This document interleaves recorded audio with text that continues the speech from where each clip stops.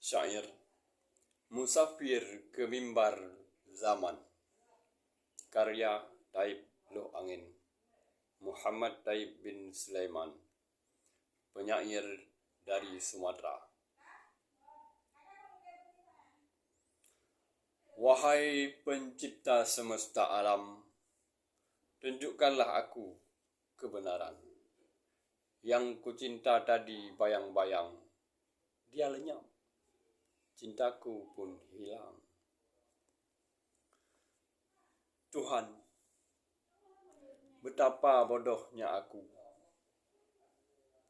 Tuhan, betapa fakir ilmuku.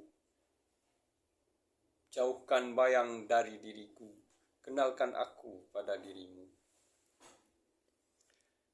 Izinkan aku makam makrifat, tapi aku di pintu syariat, belum menjadi penghuni taat. Akulah musafir yang tersesat. Kupinta makam hati tertinggi, tapi berenang di kubang daki.